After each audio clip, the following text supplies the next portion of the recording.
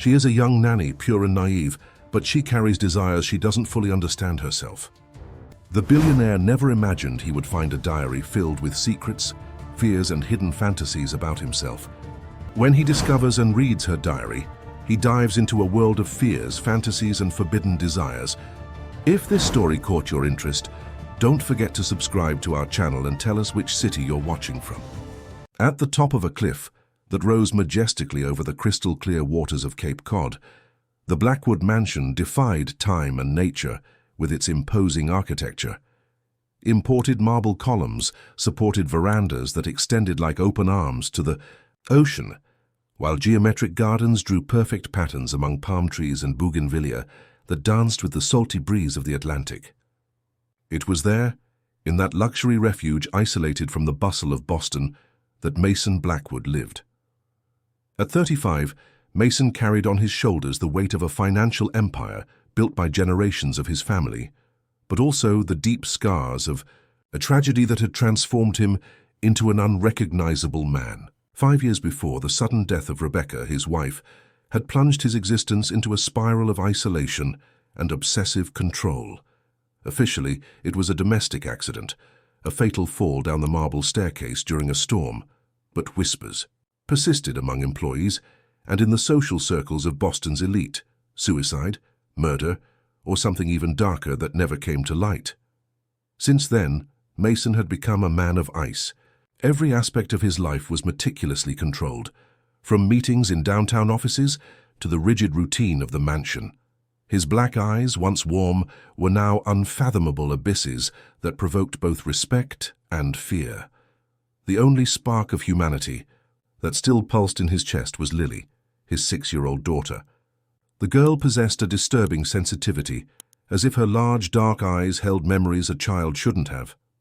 It was on a warm morning in August that Emma Bennett arrived at the mansion. At 22, she represented everything that environment was not: simplicity, purity, vulnerability. Raised in rural Vermont, in a small town where everyone knew each other and secrets didn't last long, Emma had grown up under the rigid principles of a conservative and religious mother. Her stepfather, a man with an always uncomfortable gaze, had made her grow up fearing her own feelings and desires. Virgin and inexperienced, Emma had arrived at the mansion driven by desperation to start over. She had left behind a life where she'd been suffocated, where every breath was watched, where her dreams were considered sin. Her only refuge had always been a journal with a faded blue cover, where she poured thoughts she would never dare confess out loud, pages filled with fears, longings for love, and a sensuality that she herself didn't completely understand. Mason had hired her as housekeeper and caretaker for Lily after a tense and formal interview. He wouldn't be able to explain exactly what had led him to choose her among so many more experienced candidates. Perhaps it was the way she lowered her eyes when he stared directly at her, or how her hands trembled slightly when she signed the contract.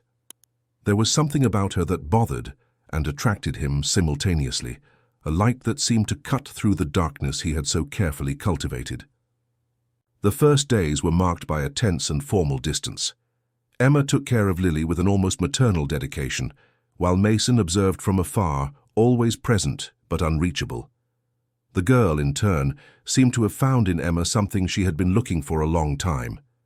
It was common to see them in the garden, Emma reading stories while Lily drew, or walking along the private beach that stretched below the mansion. But there was an electricity in the air that neither of them could ignore. Small moments when their gazes crossed in the hallway, the silence loaded with tension when she served breakfast, the way he paused imperceptibly when she passed too close. Emma felt like an intruder in a world she didn't understand, but at the same time was magnetically attracted to this man, whose presence filled all spaces. One afternoon, while watching Lily play, Emma wrote in her journal about the strange sensation of being there. She described how Mason held his coffee cup, how his eyes seemed to hold storms, how his silence was so eloquent it hurt. And in a confession that made her blush, even though she was alone, she admitted that she fantasized about being guided by those firm and experienced hands, as if only a man like that could teach her the secrets her virgin body still didn't know. The following weeks brought a routine that seemed to appease the initial tension. but in reality intensified it in subtle and disturbing ways. Emma discovered that Lily was an exceptional child, but carried a melancholy that didn't match her age. The girl spoke little about her mother, but occasionally dropped phrases that made Emma freeze. "Mommy cried a lot in the room that Daddy doesn't let anyone enter," or "The man with glass eyes used to come here, and Mommy would get very sad." When Emma questioned who the man with glass eyes was, Lily simply changed the subject, as if a curtain had descended over her memories. Mason never participated in these conversations. He observed from a distance, always present but unreachable, like an elegant shadow that hovered through the mansion's corridors. The mansion's library became Emma's favorite refuge during her free hours. It was an imposing environment, with shelves that extended from floor to ceiling, filled with books in English, French, and Italian. It was there that she began to find clues about Mason's previous life. Photographs framed in silver showed Rebecca Blackwood, a stunning woman with blonde hair and blue eyes, always smiling for cameras at social events. But Emma noticed something disturbing in the more recent photos. Rebecca's smile never reached her eyes. A stormy afternoon in September changed everything. Emma was playing with Lily in the winter garden when the rain began to fall torrentially. It was a magical space, all glass, where tropical plants grew freely among velvet armchairs and marble tables. Lily loved to hide among the giant ferns, while Emma pretended to look for her, their laughter echoing through the environment. It was during one of these games that Emma, distracted and laughing at the girls' antics, let her journal slip from her bag and fall under one of the armchairs. She only realized hours later, when she was already in her room preparing for bed. Panic immediately took over her. That journal contained her most intimate thoughts, her most secret confessions, her most forbidden fantasies. Mason found the small notebook with the faded blue cover when he was inspecting the winter garden before retiring. The storm was still raging outside, and he had the habit of checking if all windows were properly closed. For a moment he hesitated. He knew that it didn't belong to him, that invading someone's privacy was an unacceptable violation. But something stronger than ethics, a dark instinct, perhaps a sick need for control, led him to take the journal and carry it to his private office. The first pages were almost childish in their innocence. Emma wrote about the trip from Vermont to Massachusetts, her impressions of the mansion, her admiration for Lily. But as Mason advanced in his reading, the words began to strip themselves of filters and modesty. Emma described how she felt small and displaced in that world of luxury, how she feared her own sexuality, how she saw herself as an intruder who didn't deserve to be there. And then came the confessions that made Mason's heart race in a disturbing way. Emma wrote about him with a heart-wrenching vulnerability. She described the way he held his coffee cup, how his eyes seemed to hold storms, how his presence filled all spaces even when he wasn't physically present. She confessed, with words that seemed to bleed on the page, that she fantasized about being touched by him, guided by his experienced hands, as if only a man like that could teach her to cross the bridge between innocence and desire. Mason read and reread those pages, feeling something awaken inside him that he had believed dead for years. It wasn't just desire. It was a voracious hunger, a need to possess not just this woman's body but her soul, her fears, her dreams. Emma's raw vulnerability hit him like a punch to the stomach, awakening instincts that he himself didn't know. From that night on, everything changed. Mason began to shape his interactions with Emma based on what he read in her journal. He anticipated her fears, explored her insecurities, provoked her in subtle ways that she couldn't completely understand. When she served dinner, he let his fingers brush hers for a second longer than necessary. When they crossed in the hallway, he stared at her with an intensity that made her blush and lower her eyes. Emma began to feel as if she was being undressed by those black, unfathomable eyes. There was something in the way Mason observed her that made her feel exposed, as if he knew secrets that she herself barely understood. And the most disturbing thing was that, instead of feeling violated, she felt paradoxically attracted to that devastating attention. The nights in the mansion became a silent battlefield between desire and fear, Emma realized that something had changed in the way Mason treated her, but couldn't identify exactly what.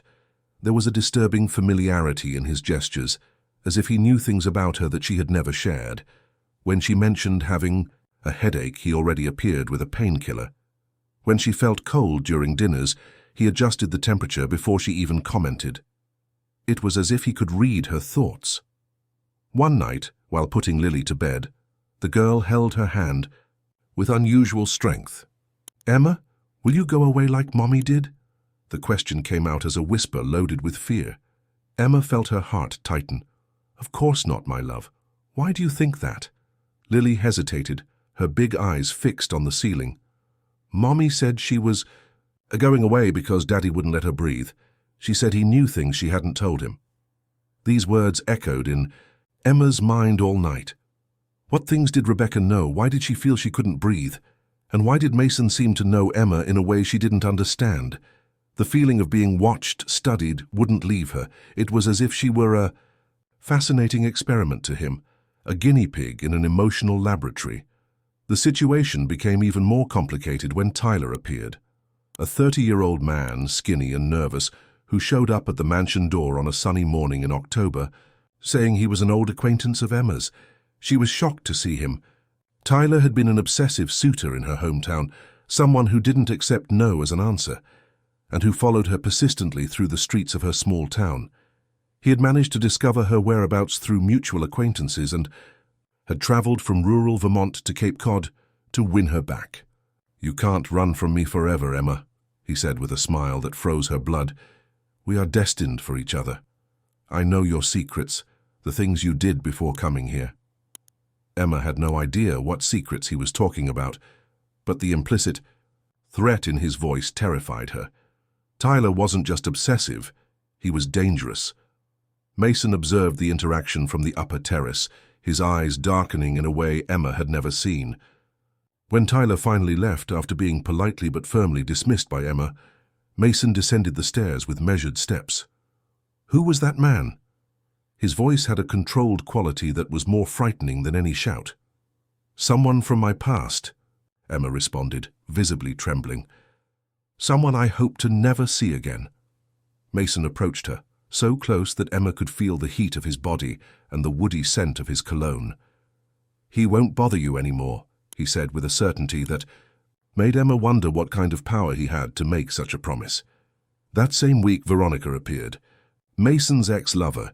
She showed up during a cocktail party he hosted monthly for investors and business partners. Veronica was everything Emma wasn't: sophisticated, experienced, predatory. Her black hair fell in perfect waves over her bare shoulders, and her blood-red dress seemed to have been painted on her body. She knew every room in the mansion, greeted the employees by name, moved through the space as if she still belonged there. "So you're the new housekeeper," Veronica said to Emma, with a smile that didn't reach her eyes. "I hope you last longer than the others." There was a calculated cruelty in her words, an insinuation that Emma was just one more in a long list of temporary women. "Mason has a pattern, you know. He likes fragile, vulnerable women. It's easier to control them that way." During the party, Emma observed from afar how Veronica moved beside Mason with intimate familiarity. She knew his tastes, knew exactly when to touch him and when to step away, how to provoke him with looks loaded with shared memories. And the most painful thing for Emma was realizing that Mason didn't seem bothered by her presence. In fact, there was a subtle dance between them, as if they were two predators recognizing each other's territory. It was that night that Emma decided to confront her own feelings. Locked in her room, she wrote pages and pages in her journal about the confusion she felt. How could she be falling in love with a man who clearly saw her as just another conquest? How could she desire someone who might be dangerous? And why? Even knowing all these risks, did she still fantasize about his hands, his mouth, his body pressed against hers? What Emma didn't know was that Mason was on the other side of the door, leaning against the wall in the hallway, fighting the impulse to enter and end all that tension once and for all. He had read every word she had written about him, knew every fantasy, every fear, every secret desire, and he was reaching the limit of his own restraint. Mason's obsession with Emma's journal had become a sick, nightly ritual. Every night after she retired, he would go down to the winter garden where he had installed a small camera to observe her during the day with Lily. Not to spy on her, he told himself, but to protect her. After all, men like Tyler could come back. But the truth was darker. He was addicted to her vulnerability, to the way she wrote about him with a brutal honesty that no woman had ever had. Emma, in turn, began to notice strange changes in her behavior. She caught herself thinking about Mason at inappropriate moments, dreaming of scenarios that made her wake up in a cold sweat, with her body burning with a desire she didn't completely understand. In the pages of her journal, she confessed increasingly explicit fantasies, describing how she imagined what it would be like to be touched by those firm hands, how it would be if he taught her the secrets her virgin body still held. It was on a particularly hot afternoon that the tension finally exploded. Emma was in the library organizing some books that Lily had scattered when she felt a presence behind her. Mason was standing in the doorway observing her with an intensity that made her skin tingle. "You seem disturbed," he said, approaching slowly. "Is something bothering you?" His proximity was overwhelming. Emma could feel the heat radiating from his body, the woody perfume that made her think of forbidden things. It's nothing," she stammered, trying to maintain distance. But Mason continued approaching until she was pressed between him and the bookshelf. "Don't lie to me, Emma," he whispered, his deep voice echoing through her like an earthquake. "I know when you're lying." Emma's heart was beating so hard she was sure he could hear it. "How can you know?" she asked, her voice coming out weaker than she intended. Mason smiled, but it wasn't a kind smile. It was predatory, possessive. "Because I pay attention. I pay attention to everything about you." He raised his hand and lightly touched her face, making her shiver all over. "Your expressions, your fears, your desires, you're an open book to me." His words had a double meaning that Emma didn't catch, but her body reacted viscerally. She felt exposed, vulnerable, as if he really could read her most intimate thoughts. And the most disturbing part was that, instead of feeling violated, she felt paradoxically attracted to that devastating attention. "Mason, don't," she began, but he placed his finger on her lips, silencing her. "Don't what? Don't touch you, don't observe you, don't notice how you tremble when I'm nearby?" Each word was like a verbal caress that completely disarmed her. "You can pretend you don't feel it, Emma, but I know, I always know." And with that he stepped away, leaving her alone and trembling, with her body in flames and her mind in chaos. That same night, Lily had a nightmare. Emma ran to the girl's room upon hearing her screams and found her sitting in bed, sweaty and crying. "The man with glass eyes was here," she sobbed. "He was fighting with Mommy again." Emma hugged her, trying to calm her, but the girl's words chilled her. "Lily, where is the room your daddy doesn't let anyone enter?" The child hesitated, looking at the door as if expecting someone to appear. "It's on the floor below, behind the kitchen. There's a brown door that's always locked. Mommy would go there when she was very sad, but Daddy didn't like it." Emma felt a shiver. There was a door she had never seen open. She had always assumed it was a storage room or pantry. "Lily, do you remember what happened to your mommy?" Emma asked softly. The girl stared at her with those large, haunted eyes. "Mommy fell down the stairs, but before that she was shouting at someone who wasn't Daddy." Emma felt her blood freeze. "How do you know it wasn't your daddy?" "Because Daddy was with me in my room, reading a story. The voice was different. It was the voice of the man with glass eyes." The next morning, Emma couldn't get these words out of her head. If Mason was with Lily when Rebecca died, who was the man who was fighting with her? And why did Lily call him the man with glass eyes? She decided to investigate on her own, waiting for a moment when Mason left for a meeting in Boston. The brown door was indeed locked, but Emma found a spare key in the set that was kept in the kitchen. What she found on the other side shocked her. It wasn't a storage room, but a woman's office, clearly Rebecca's personal space. There were family photos, personal objects, and an antique desk with drawers that seemed not to have been touched for years. In the bottom drawer, Emma found something that changed everything: Rebecca's diary, hidden behind a framed photo.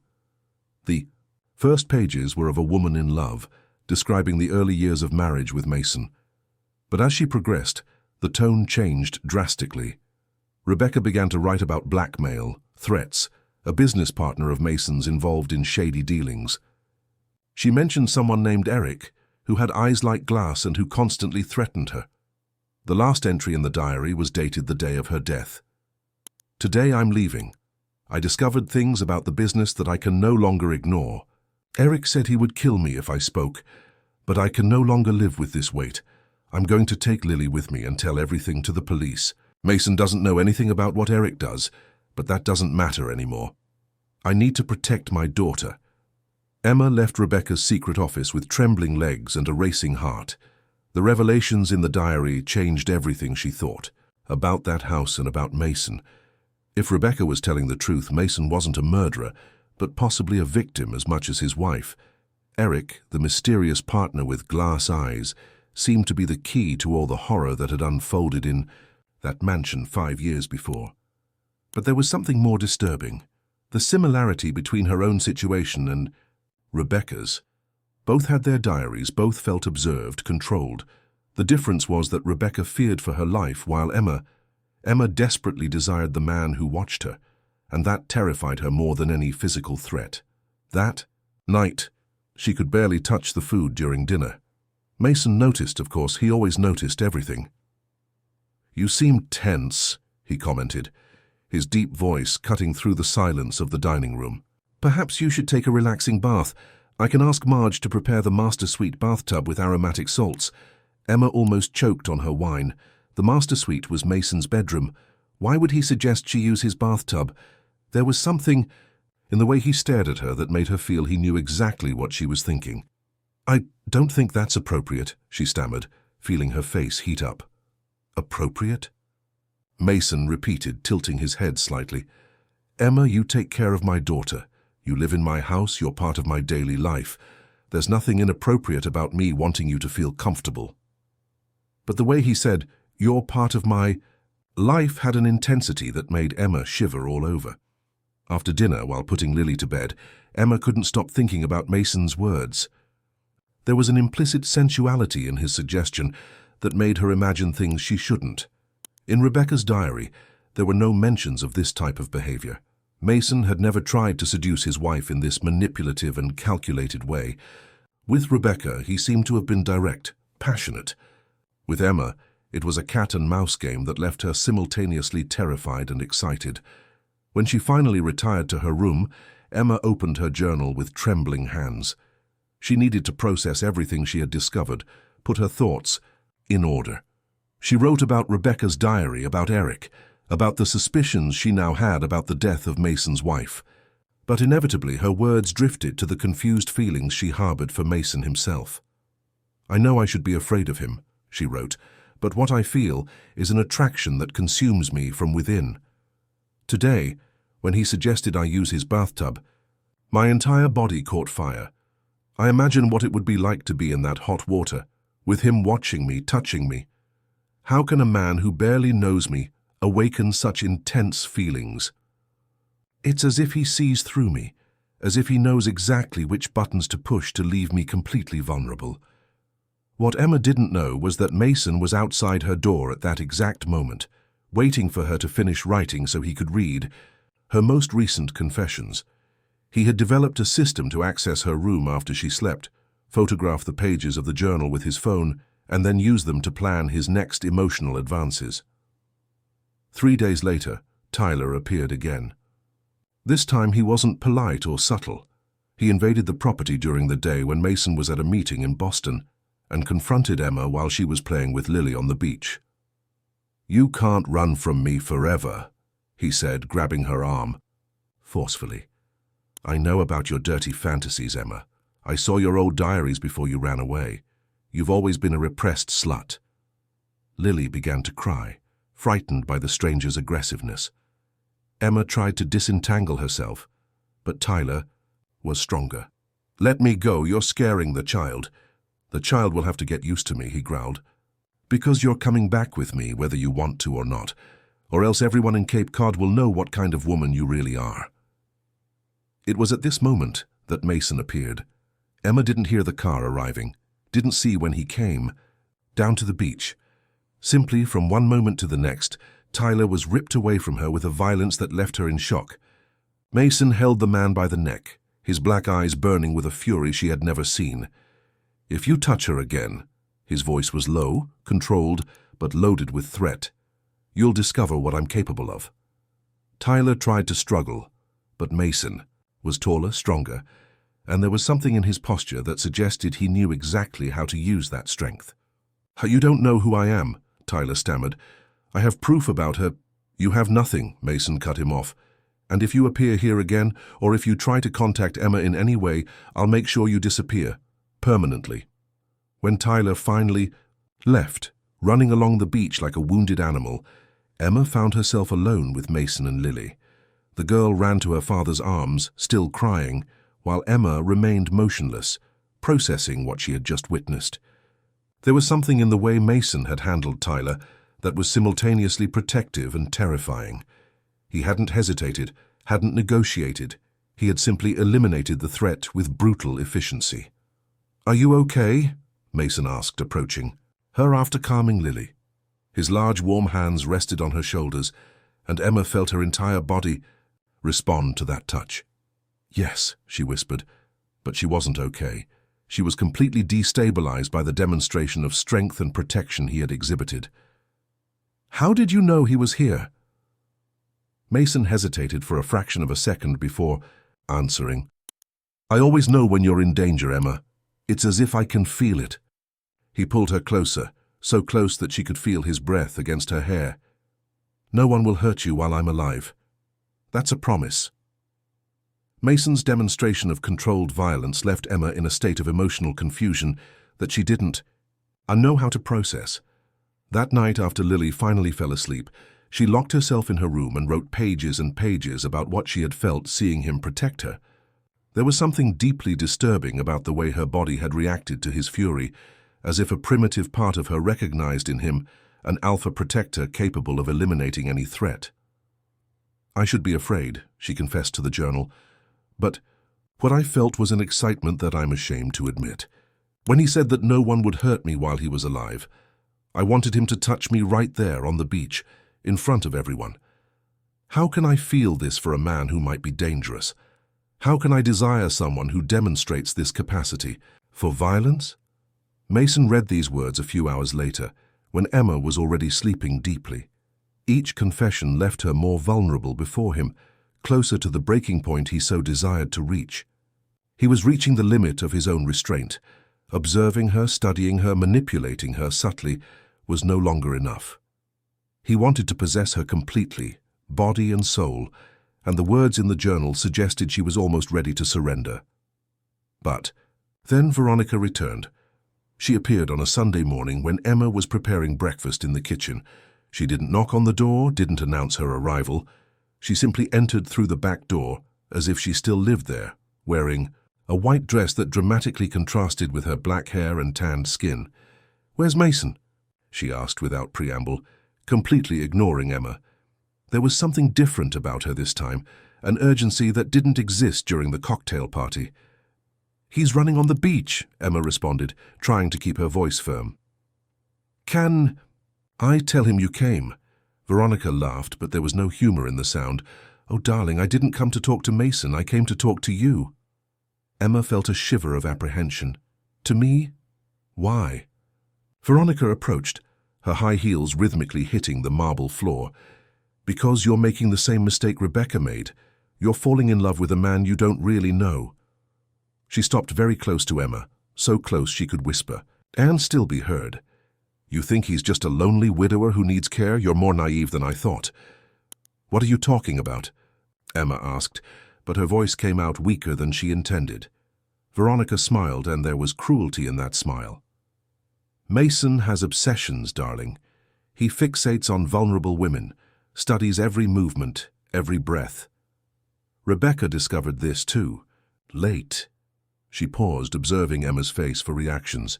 "He reads your journal, Emma, every night. He knows every fantasy, every fear, every secret desire you write." Emma's world seemed to stop. Her legs became weak, and she had to support herself on the kitchen counter to avoid falling. "You're lying," she whispered, but even as she said it, pieces began to fit together in her mind. Mason's disturbing familiarity with her feelings, the way he always knew exactly what she was thinking, how their interactions seemed scripted by someone who knew all her secrets. "Am I lying?" Veronica asked, tilting her head. "Then how does he know that you fantasize about him touching you in the bathtub? How does he know that you dream about his hands, teaching you things you've never experienced? How does he always appear at the exact moment you need him?" Each word was like a stab, because they were exactly the things Emma had written in her journal, thoughts she had never shared with anyone. "Rebecca discovered the same thing," Veronica continued relentlessly. "Discovered that Mason observed her, that he read her intimate thoughts, that he manipulated her emotions based on what he found. She tried to run away, but it was too late. She knew too much about his business, about Eric, about what really happened in this house." Veronica stepped back, observing Emma slowly crumble. "The only difference is that you're voluntarily surrendering to his game." It was at this moment that Mason appeared in the kitchen, sweaty from his morning run, wearing only shorts and sneakers. He looked from Emma to Veronica and immediately understood what was happening. "Veronica," his voice had a dangerous quality, "what are you doing here?"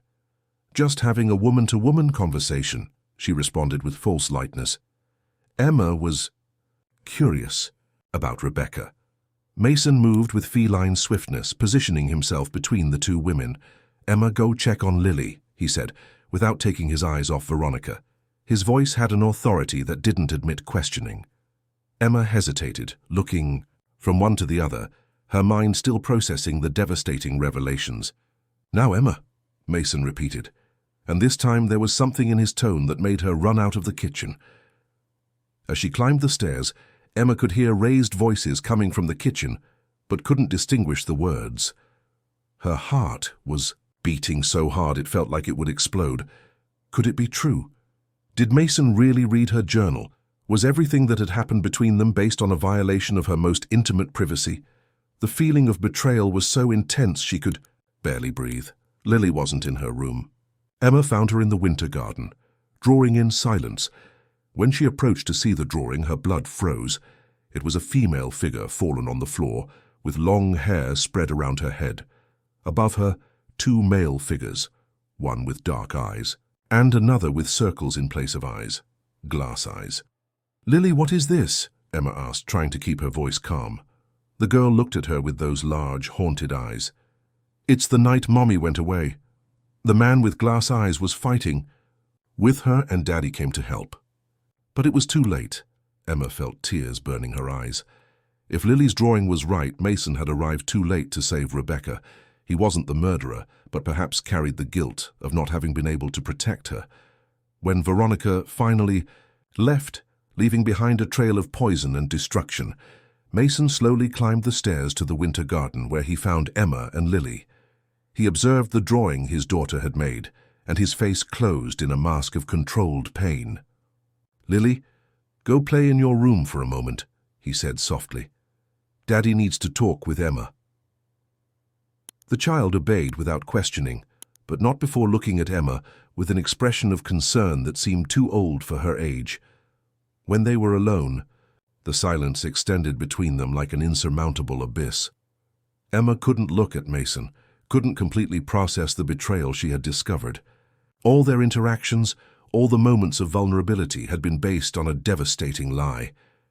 "Emma," Mason began, his voice lower than usual, "I can explain." "Explain?" She finally faced him, and he saw that her eyes were red from unshed tears. "Explain how you violated my privacy in the most intimate way possible. How you manipulated every conversation, every touch, every look based on things I never shared with anyone." Mason approached, but Emma instinctively retreated. The movement was like a slap to his face. "You don't understand," he said, extending his hand in an attempt to touch her. "I needed to know you, to understand you. After what happened with Rebecca—" "No!" Emma exploded, her voice echoing through the glass garden. "Don't use your dead wife as an excuse for what you did to me. You read my most intimate thoughts, my fears, my fantasies." How could you? The tears finally began to fall, and Emma wiped them away angrily. I felt as if you really knew me, as if there was a real connection between us, but you were just following a script based on what you stole from me. She laughed, but the sound was loaded with bitterness. Veronica was right. I'm just another vulnerable woman in your collection of emotional experiments. That's not true, Mason said, and for the first time since she had known him, there was a crack in his perfect control. What I feel for you is real. What's happening between us is real. How can I believe anything you say? Emma asked, her voice breaking. How can I trust a man who knows me better than I know myself, but based on a violation? Mason ran his hands through his hair, a gesture of frustration she had never seen in him. I started reading your journal out of obsession, out of a need for control. But what I found there, see, Emma, you showed me a soul so pure, so honest, that it changed something fundamental in me. He tried to approach again. I fell in love with the woman in the pages of that journal, yes, but I also fell in love with the woman who takes care of my daughter, who brought light to this dark house. You fell in love with an illusion, Emma retorted, with a version of me you could control and manipulate. She picked up her bag, which was on one of the armchairs. I'm leaving. Today I can't stay here anymore. Mason felt panic rising in his throat. Emma, please, let me explain everything. About Rebecca, about Eric, about why I do what I do. Eric? Emma stopped, remembering Rebecca's diary. The man with glass eyes? You know who he is? Mason hesitated, and she saw something like fear cross his face. Eric Daniels, he was my business partner, but he was also involved in questionable activities. Money, laundering, bribing politicians, insider trading. Rebecca discovered it and threatened to expose him. Emma felt her legs grow weak. So Veronica was right about that too. You were involved in criminal business. No, Mason denied vehemently. I didn't know anything. Eric used my company as a front without my knowledge. When Rebecca discovered it and told me, I immediately cut all ties with him, but it was already too late. What do you mean by too late? Emma asked, although part of her already knew the answer. Eric threatened Rebecca, said that if she spoke about anything, he would kill her and Lily. Rebecca was terrified, but she also couldn't live anymore with the weight of what she knew. Mason collapsed into one of the armchairs, as if the weight of the memories was too much to bear. On the night she died, Rebecca had decided to flee with Lily. She was going to tell everything to the police, whatever the consequences. And Eric found out, Emma whispered. He went to the house to stop her. Mason nodded, his eyes closed as if trying to block the memories. I was reading a story to Lily when I heard screams coming from downstairs. When I ran down, I found Rebecca fallen at the foot of the stairs and Eric fleeing through the back. She was still alive when I got there, but his voice broke. Her last words were for me to protect Lily, not to let Eric get near our daughter. Emma felt divided between compassion and anger. The story explained a lot, but it didn't justify what he had done to her. Even if I believe you about Rebecca, she said slowly, that doesn't change the fact that you violated my privacy in the cruelest way possible. You know me in a way no one should know another person without permission. I know, Mason admitted, finally opening his eyes to stare at her. And I know I have no excuse for it. But Emma, you need to understand. After Rebecca, I became obsessed with control because I believed that was the only way I could protect the people I love. When you arrived here, when I began to feel something for you, the fear of losing you like I lost Rebecca consumed me. So you decided to control me before I could leave you, Emma completed, and there was a deep sadness in her voice. You transformed me into an emotional puppet. Mason rose abruptly, moving to the glass window that overlooked the ocean. I started that way, yes. But at some point, Emma, I lost myself. The words in your journal showed me a woman so brave, so honest about her fears and desires that I truly fell in love, not with the woman I could control, but with the woman you really are. Emma shook her head, still holding her bag. How can I distinguish between what's real and what's manipulation? How can I trust my own feelings when I know you shaped them? Based on stolen information. She headed for the door. I need time to think, away from here, away from you. Emma, please. Mason turned, and she could see genuine desperation in his eyes. Eric is still out there. He never stopped watching this house, never stopped looking for an opportunity to silence anyone who might threaten him. If you leave, and now alone, that's my problem, Emma interrupted. I'd rather face Eric than continue living in a lie.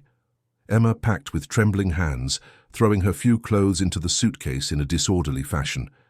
Each piece she folded was a reminder of the time she had spent in that house, of the moments she had believed were genuine, and that she now discovered had been based on cruel manipulation. Tears fell silently as she worked, a mixture of anger, humiliation, and worst of all, an anticipated longing that she was ashamed to admit. Lily appeared at the bedroom door, observing with those large, sad eyes. Are you going away like Mommy? The innocent question was like a stab to Emma's heart. She knelt to the girl's height, trying to find words that wouldn't traumatize her further. I need to go, my love. But this has nothing to do with you, okay? You're a wonderful girl and I'll miss you very much. Is it because of Daddy? Lily asked with a disturbing perception for her age. Did he do something bad? Emma hesitated. How to explain emotional betrayal to a 6-year-old child? Adults sometimes make mistakes, Lily, and sometimes those mistakes hurt a lot. The girl nodded solemnly, as if she understood more than she should. Mommy was also sad because of Daddy's mistakes. This observation made Emma pause. What kind of mistakes, Lily? The child approached, lowering her voice as if sharing a secret. Daddy read Mommy's things, the papers where she wrote when she was sad. Mommy would fight with him about it, saying he couldn't do that. Emma felt a shiver. Mason had already done this before with Rebecca. The obsessive pattern was older than she had imagined. But do you know why Daddy did that? Lily continued. Because he was afraid Mommy would leave. He thought that if he knew what she was, thinking he could make her happy. The innocence with which the child explained the situation in a way made everything even more disturbing. Mason had learned to manipulate emotions by observing the devastating effects it had caused in his first marriage, but still had repeated the behavior. Emma finished packing in silence, each of Lily's revelations adding layers of complexity to her feelings. When she went downstairs to formally say goodbye, she found Mason waiting in the living room. He had changed, wore a dark suit that made him appear more imposing and distant, but his eyes had a vulnerability she had never seen. Emma, he began, but she raised her hand to silence him. Don't try to convince me to stay. Don't try to use more words to manipulate me. She adjusted the strap of the suitcase on her shoulder. I'll take the bus to Boston, and from there return to Vermont. You can send my salary through the bank. Mason moved as if he were going to physically prevent her, but restrained himself. At least let me call a driver. The roads from here to downtown Cape Cod can be dangerous. I can take care of myself, Emma responded, although her voice didn't sound as firm as she would like. That's what I should have done from the beginning. She headed for the door, but Mason's voice made her stop. Emma, I know you hate me now, and you have every right. But please, when you get to Vermont, send me a message. Just so I know you arrived safely. It's the least I can do after everything that happened. There was something in the way he made the request, a genuine humility that contrasted with the controlling man she had known. Emma nodded briefly without turning and left the mansion, feeling as if she were leaving behind a part of herself she would never recover. The walk to the bus stop took 20 minutes under a scorching sun.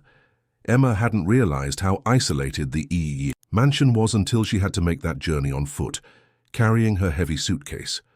When she finally reached the stop, she discovered that the next bus to the center would only pass in 2 hours. She sat on the cracked wooden bench, trying not to think about how her life had completely collapsed in a matter of hours. It was there, sitting alone at that lost stop on the road, that Emma really began to process what had happened. Yes, Mason had violated her privacy in an inexcusable way. Yes, he had manipulated her emotions based on stolen information, but the stories about Rebecca and Eric sounded too true to be invented, and there were moments when she had seen something genuine in his eyes, something that couldn't be faked.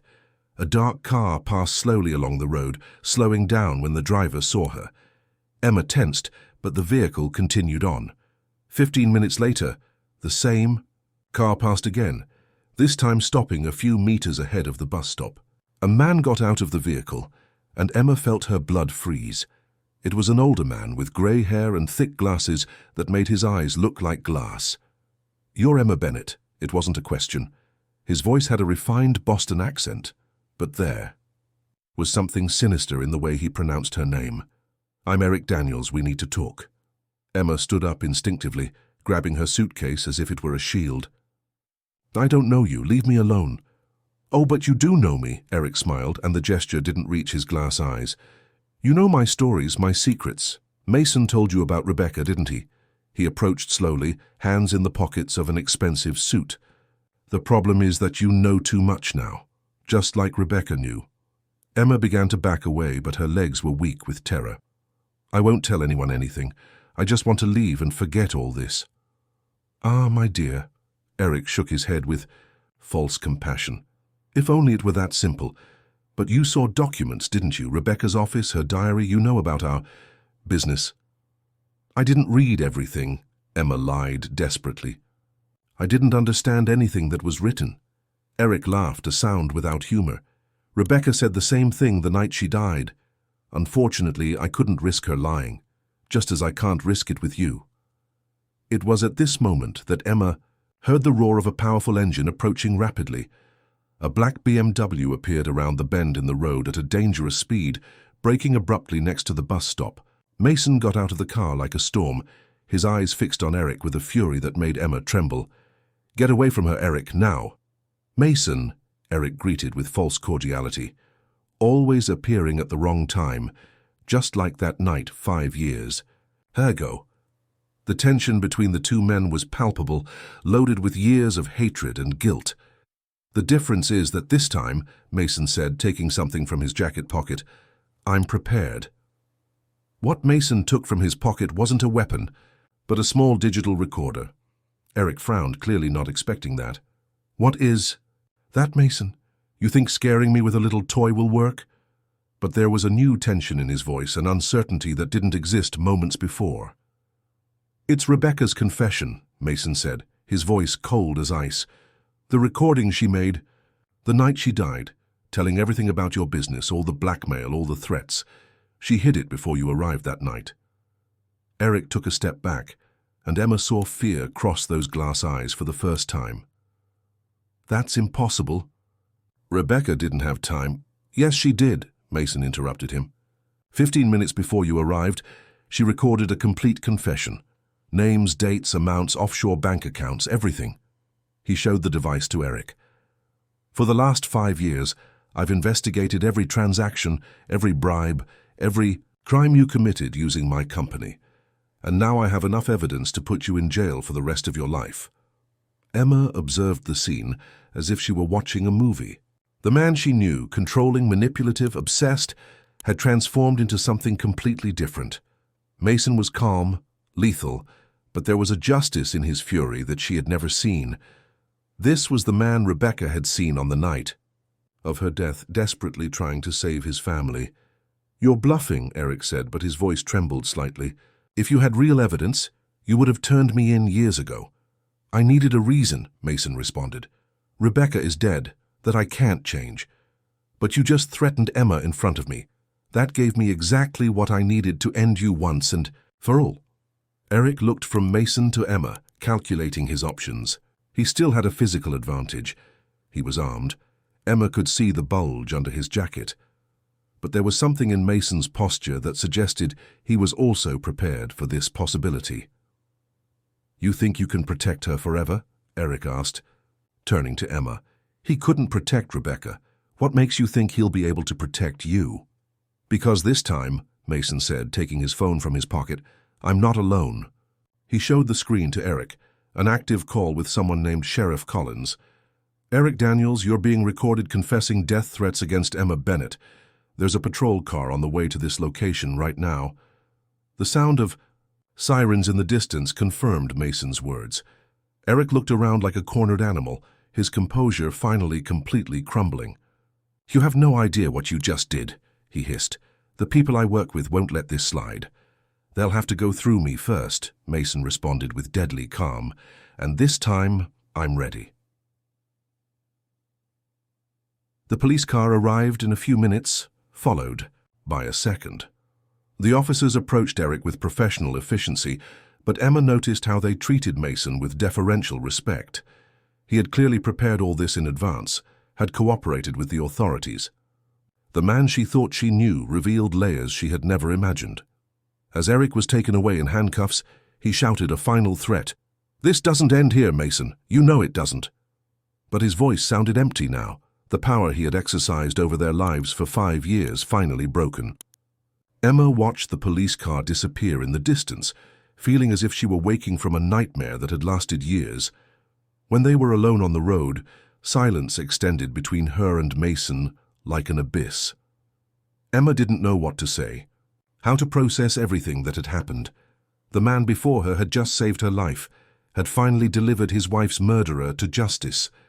But did that change anything about the betrayal she had discovered, about the violation of her privacy? "Rebecca's recording," she finally asked. "Was it real?" Mason nodded, putting the device in his pocket. "She hid it in a crack in the fireplace, in the office. I only found it 2 years later, when I finally managed to enter that room again." He looked at Emma with a vulnerability she had never seen. Rebecca knew she was going to die that night. The recording was for Lily, for when she grew up and wanted to know the truth about her mother. "And you used that recording to protect me," Emma said slowly, trying to understand the implications. "You exposed your own dead wife to save a woman who just left you." Mason lowered his eyes. "Rebecca was already dead, but you're alive, and I couldn't let Eric hurt you. Not after everything I've already done wrong." Emma felt something moving inside her chest, a crack in the anger she had built against him. "Mason," she began, but he interrupted her. "I know this. Doesn't change anything about what I did to you. Reading your journal, manipulating your feelings, and there's no excuse for that." He stepped away as if he didn't deserve to be near her. "But I needed you to know that despite everything, my feelings for you are real. The love I feel for you wasn't built just on what I read in that journal." "How can I be sure of that?" Emma asked, and there was genuine pain in her voice. "How can I distinguish between what's real and what's manipulation when you know me better than I know myself?" Mason stopped, turning to face her completely. "Because you transformed me, Emma. The woman I met through that journal showed me what I had become, a man obsessed with control because he was afraid of feeling pain again." He took a step toward her, but stopped when Emma instinctively retreated. "I read about your fears of not being good enough, about how you thought you didn't deserve to be loved, and I realized I was doing exactly the same thing to myself. I was hiding behind control because I thought I didn't deserve a second chance to be happy." Emma felt tears burning her eyes. "But you still violated my privacy in the cruelest way possible. How can I trust you again?" "You can't," Mason admitted. And there was a brutal honesty in his confession. "At least not now, maybe never. But Emma, if you give me a single chance to prove that I can love you without trying to control you, to know you without invading your privacy, to protect you without imprisoning you." He stopped, seeing the internal struggle reflected on her face. "I understand if you can't. I understand if what I did is unforgivable. But please don't leave thinking you're not worthy of being loved. Because you are, Emma. You're worthy of a love that doesn't hurt, that doesn't control, that doesn't manipulate. And I want to spend the rest of my life proving that to you, if you'll let me."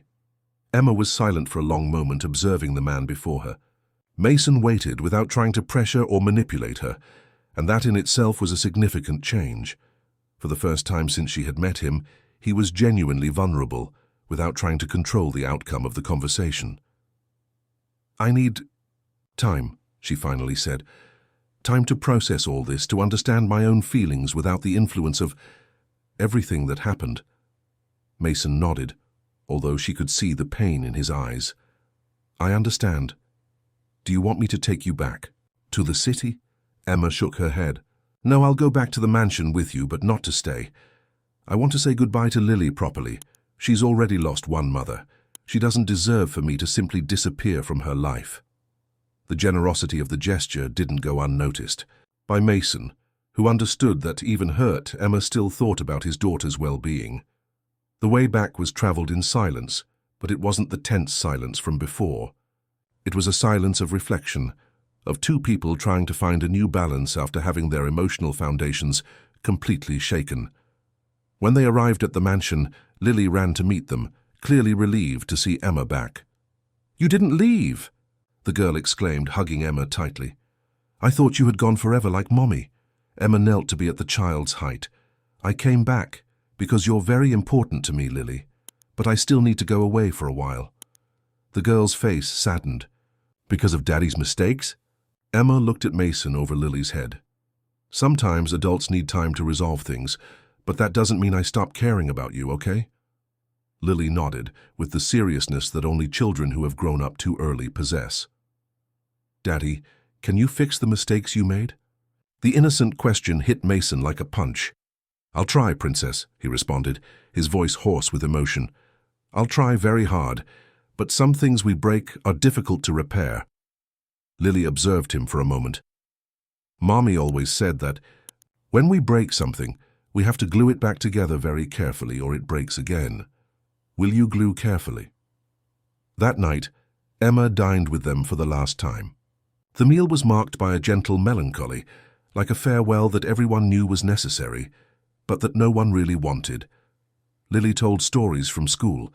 Mason remained respectfully quiet, and Emma found herself memorizing every detail of that moment. After Lily went to sleep, Emma and Mason met in the winter garden where everything had begun. "I'll stay in Cape Cod for a few days," Emma said. "There's an inn on the beach where I can stay while I decide what to do." Mason nodded. "I can pay—" "No," Emma firmly interrupted him. "I need to do this alone. I need to discover who I am when I'm not under your influence, direct or indirect." "And after?" Mason asked, although he seemed to fear the answer. Emma sighed. "I don't know. Honestly, I don't know if I'll ever be able to forgive you completely.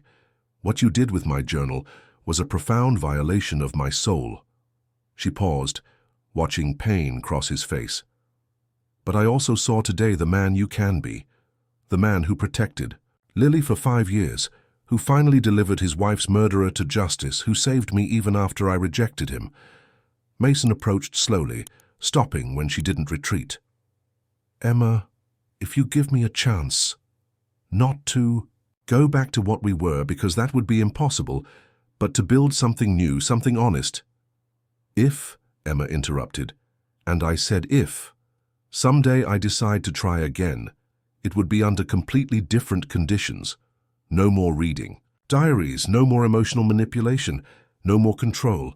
It would be you knowing the real Emma Bennett, not the version you studied in private pages." "I want to know that, Emma," Mason said with intensity. "The woman strong enough to confront me, brave enough to protect Lily even when she was hurt, generous enough not to hate me completely after everything." He hesitantly extended his hand. Can I touch you? One last time before you go?" Emma looked at the extended hand for a long moment before placing hers on it. The touch was electric, charged with all the tension and desire that had grown between them, but also with sadness for the lost innocence. "Mason," she whispered, and for the first time said his name with tenderness instead of anger. "I need to discover if what I feel for you survives the truth. If it's real enough to overcome the betrayal." He intertwined his fingers with hers. "And if it is?" "If it is," Emma responded, "perhaps we can try to build something real, something based on honest choices instead of manipulation." She moved, closer to him, so close she could feel the heat of his body. "But you would have to learn to love me without possessing me, to know me without controlling me, to protect me without imprisoning me." "I'll learn," Mason promised, his voice rough with emotion. "I'll learn everything you want to teach me." Emma smiled for the first time in days, a sad but genuine smile. "Then maybe, in a few months, when I've discovered who I am outside this bubble, we can try to have dinner together, like two people meeting for the first time." 6 months later, in a small pub on Barnstable Beach, Emma Bennett and Mason Blackwood met for a first date. She wore a simple yellow dress that enhanced her skin, golden from the sun. He had dispensed with the suit in favor of a casual shirt. There was nervousness between them, but also an almost adolescent expectation. "So," Mason said, toasting with his beer, "tell me about yourself, Emma. Who are you when you're not taking care of rich children in isolated mansions?" Emma laughed, a free sound he had never heard before. "Well, I discovered I'm very good at selling crafts at the beach market. And you? Who is Mason Blackwood when he's not being a mysterious businessman?" They talked for hours, discovering tastes, dreams, fears they had never shared. It was as if they were meeting for the first time, and in a way they were. When the night ended, Mason accompanied her to the inn where she still lived. "Can I see you tomorrow?" he asked, with a shyness that completely contrasted with the controlling man she had known. "Yes," Emma responded, and this time, when he gently touched her face, she didn't pull away. "But slowly, Mason. We're building this from scratch, remember?" He nodded, kissing her forehead with a reverence that made her tremble. "From scratch," he agreed, "and this time, we'll do it right." Years later, when they told their story to Lily, now a perceptive teenager who understood her father's mistakes and successes, they always emphasized that true love wasn't about possession or control, but about choice. The daily choice to know, respect,